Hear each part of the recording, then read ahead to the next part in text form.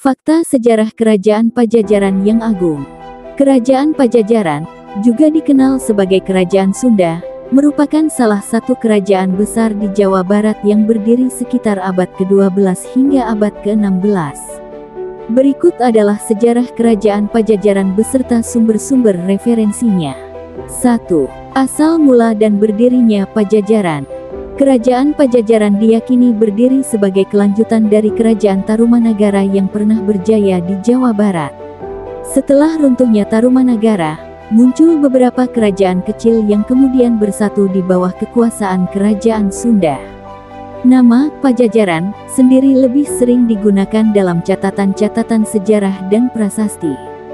2. Masa kejayaan. Kerajaan Pajajaran mencapai puncak kejayaannya pada masa pemerintahan Prabu Siliwangi, Sri Baduga Maharaja, yang berkuasa dari tahun 1482 hingga 1521.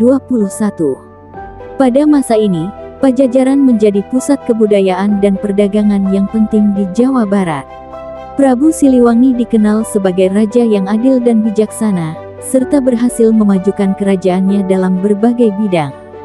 3. Kehidupan sosial dan ekonomi. Pajajaran memiliki kehidupan sosial yang teratur dengan adanya berbagai strata sosial, mulai dari kaum bangsawan hingga rakyat biasa. Ekonomi kerajaan ini didukung oleh pertanian, terutama padi, dan perdagangan dengan wilayah lain di Nusantara dan mancanegara. Pelabuhan penting seperti Sunda Kelapa, sekarang Jakarta, memainkan peran vital dalam aktivitas perdagangan internasional. 4. Agama dan kepercayaan. Agama Hindu dan Buddha berperan penting dalam kehidupan spiritual masyarakat Pajajaran, meskipun unsur-unsur kepercayaan lokal juga tetap kuat. Berbagai candi dan situs pemujaan ditemukan di wilayah bekas Kerajaan Pajajaran, menunjukkan tingginya pengaruh agama dalam kehidupan sehari-hari. 5. Runtuhnya Kerajaan Pajajaran. Kerajaan Pajajaran mulai mengalami kemunduran pada akhir abad ke-16 akibat tekanan dari Kerajaan Demak dan kerajaan-kerajaan Islam lainnya di pantai utara Jawa. Pada tahun 1579, pasukan Banten yang dipimpin oleh Maulana Yusuf berhasil menaklukkan ibu kota Pajajaran, Pakuan Pajajaran. Setelah kekalahan ini, Kerajaan Pajajaran secara resmi berakhir. 6. Sumber-sumber sejarah. Informasi tentang Kerajaan Pajajaran berasal dari berbagai sumber, termasuk prasasti. Prasasti batu tulis di Bogor merupakan salah satu prasasti penting yang memberikan informasi tentang Kerajaan Pajajaran dan raja-rajanya. Naskah kuno. Naskah Carita Parahyangan dan Babat Tanah Sunda merupakan naskah-naskah kuno yang mencatat sejarah dan mitologi Kerajaan Pajajaran. Catatan Eropa. Penjelajah Portugis dan Belanda yang datang ke Nusantara pada abad ke-16 juga mencatat keberadaan dan kondisi Kerajaan Pajajaran.